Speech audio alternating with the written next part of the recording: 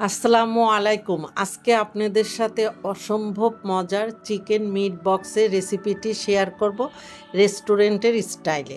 আসলে ঘরে তৈরি করলে রেস্টুরেন্টের থেকেও খেতে ভীষণ মজার হয়। আর এই খাবারটি বাচ্চারা খেতে ভীষণ পছন্দ করে। শুধু বাচ্চারা কেন, বড়রাও খেতে বেশ পছন্দ করে। আর কথা না, মূল রেসিপিতে চলে যাই।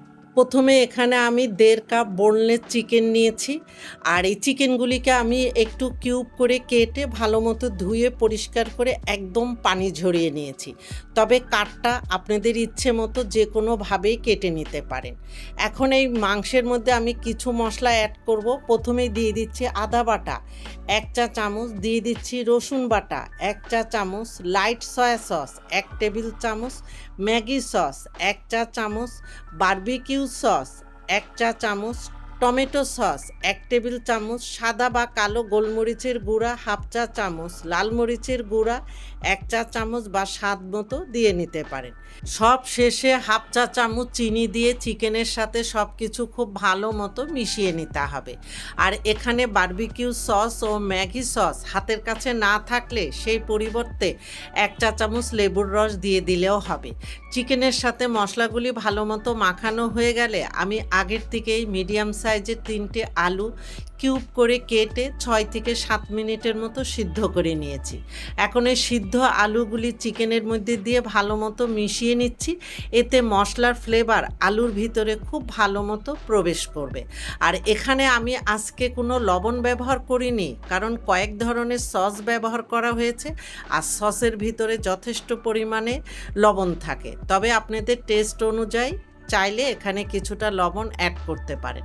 এখন ঢাকনা দিয়ে ১০ থেকে ১৫ মিনিটের জন্য রেখে দিব।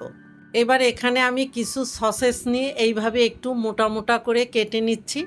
মোটা মোটা করে কেটে নেওয়ার পরে আমি আরও ২ পিস সসেস নিয়ে এইভাবে একটু কোনাচে করে কেটে নিচ্ছি ডেকোরেশনের জন্য, যাতে দেখতে ভালো লাগে। আরও লাগছে চিকেন বল। আমি চিকেন বলগুলিকে ২ ভাগ করে নিয়েছি।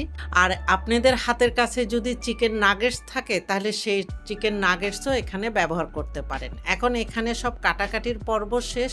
এবার আমি একটি সস তৈরি করে নেব। এই জন্য একটি বাটিতে আমি ১/২ কাপ মেয়োনিজ নিয়ে নিয়েছি। এটা ফ্রিজ থেকে সাথে সাথে বের করার কারণে এরকম একটু জমাট বেঁধে আছে, পরে ঠিক হয়ে যাবে। এখন এই মেয়োনিজের মধ্যে দিয়ে দিব আমার ঘরে তৈরি করা টমেটো সস ১/২ কাপ, দিয়ে দিচ্ছি সাদা বা কালো গোলমরিচের গুঁড়া 1/৪ চা চামচ, লাইট সয়া সস ১ টেবিল চামচ, বারবিকিউ সস ১ টেবিল চামচ, চাইলে স্কিপ করতে পারেন। সব শেষে এখানে ১ চা চামচ চিনি দিয়ে এখন সব কিছু খুব ভালো মতো মিশিয়ে নেব। মিশিয়ে নিলেই কিন্তু সসটা রেডি। আর আপনারা চাইলে এখানে চিনির পরিবর্তে মধুও ব্যবহার করতে পারেন। এখন এই সসের বাটি সাইডে রেখে আমি পরের প্রসেসে চলে যাচ্ছি। ১৫ মিনিট পরে ফিরে আসলাম। ১৫ মিনিট পরে চিকেনের মধ্যে দিয়ে দিব ময়দা ১.৫ টেবিল চামচ, কর্নফ্লাওয়ার ১.৫ টেবিল চামচ দিয়ে এখন ভালো মতো মেখে নেব। মাখানো হয়ে গেলে এখন চিকেন ও আলুগুলি আমি সাথে সাথেই ভেজে নেব। আর এগুলি ভেজে নেওয়ার জন্য আগের থেকে চুলায় একটি প্যানে বেশ কিছুটা তেল দিয়ে আমি ভালো মতো গরম করে নিয়ে এখন চুলার হিট মিডিয়াম লোর মাঝামাঝি রেখে প্রথমে আমি চিকেনগুলি ভেজে নেব। আর এই চিকেনগুলিকে আমি ডাবল ফ্রাই করব। এই জন্য প্রথমে চিকেনগুলিকে উল্টিয়ে পাল্টিয়ে হালকা কালার হলেই আমি তুলে নেব। যখন ঠিক এইরকম হালকা কালার হবে এখন আমি চিকেনগুলি তুলে নিচ্ছি। এইভাবে প্রথমে চিকেন ভেজে নেব, তারপরে আমি আলুগুলি ভেজে নেব। চিকেন ও আলু ভাজা হয়ে গেলে যখন নরমাল হবে তারপরে ফ্রিজের নরমাল চেম্বারে আমি ঘন্টা খানেকের জন্য রেখে দ্বিতীয়বারের মতো ফ্রাই করে নেব। আর আপনারা যদি ফ্রোজেন করতে চান এই পর্যায়ে এটি এয়ারটাইট বক্সে ভরে সংরক্ষণ করে রাখতে পারবেন ১৫ দিন পর্যন্ত। এখন ওই একই তেল গরম করে দ্বিতীয়বারের মতো প্রথমে চিকেনগুলি দিয়ে কয়েকবার উল্টিয়ে পাল্টিয়ে এরকম গোল্ডেন কালার অথবা আপনাদের পছন্দ মতো কালার করে ভেজে নিলেই হবে। এখন চিকেনগুলি ভাজা হয়ে গিয়েছে। এখন আমি ওই একই তেলের মধ্যে আলুগুলিও সেম কালার করে ভেজে নেব, অথবা আপনাদের পছন্দ মতো করে ভেজে নিলেই হবে। আলুগুলিও ভাজা হয়ে গিয়েছে। এখন আমি তেলের পরিমাণটা কমিয়ে দিয়ে প্রথমে আমি চিকেন বলগুলি দিয়ে চুলার হিট মিডিয়াম লোর মাঝামাঝি রেখে হালকা গোল্ডেন কালার করে ভেজে নিতে হবে।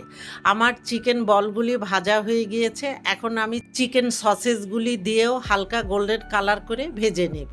চিকেন সসেসও ভাজা হয়ে গিয়েছে। এখন আমি ডেকোরেশনের জন্য যে সসেস কেটে রেখেছিলাম সেই সসেসগুলি একদম হালকা করে ভেজে নিতে হবে। এই সসেসগুলি আমার ভাজা হয়ে গিয়েছে। মোট কথা আমার ভাজাভাজির পর্ব একদম শেষ।